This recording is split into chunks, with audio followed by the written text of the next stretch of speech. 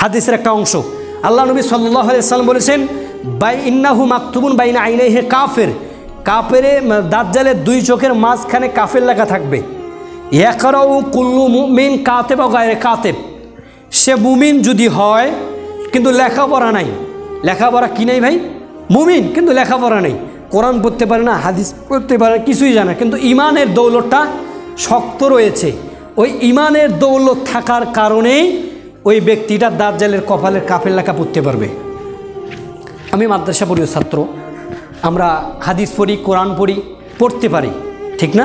কিন্তু আমি হাবিবুল্লাহ বাশার হাবিব, যদি আমার মধ্যে ইমান না থাকে তাহলে দাজ্জাল আমার সামনে এসে দাঁড়াবে, দাজ্জাল অলৌকিক ক্ষমতা আমাকে দেখাবে জাদুর মাধ্যমে। আমার ভেতরে যদি ইমান না থাকে, আমি যতই মাদ্রাসা পড়ুয়া ছাত্র হই না কেন, আমি যতই আরবি পড়তে পারি না কেন, আমি যতই কোরআন পড়তে পারি না কেন, যতই ওয়াজ করি না কেন, আমি দাজ্জালের কপালে কাফের লেখা পড়তে পারবো না।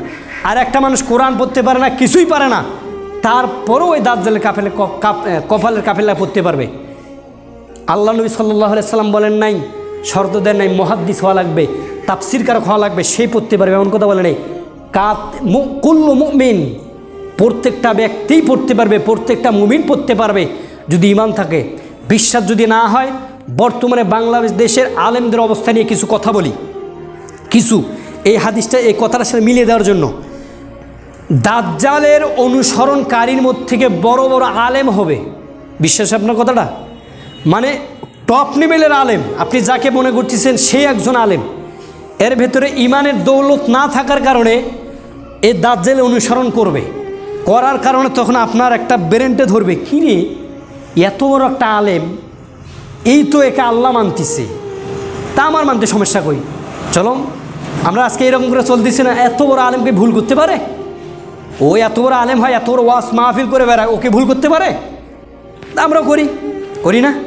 এই দাজ্জালের অনুসরণ করবে এক প্রকার আলেম, যারা বাংলাদেশে মনে করতেছি বড় বড় আলেম, এরা দাজ্জাল অনুসরণ করবে ইমানের দৌলত না থাকার। কত আলেম যে বাংলাদেশের, শুধু বাংলাদেশে নয়, বাংলাদেশ পুরো পৃথিবীর মধ্যে কত আলেম যে বাতিলপন্থীর সাথে অনুসরণ করে, বাতিলপন্থীর দল মাত্র শুধু নিজেকে জেল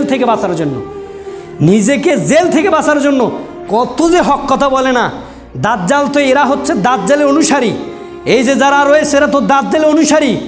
এরা যদি এদের ভয় যদি এতটুকু করতে পারেন, দাজ্জাল তো এর চাইতে বড় জিনিস আপনাকে রেখে দিবে। কি করবেন? তখন বেলা আলেম যখন অনুসরণ করবে, তখন আপনি আমিও অনুসরণ করবো ওইভাবে।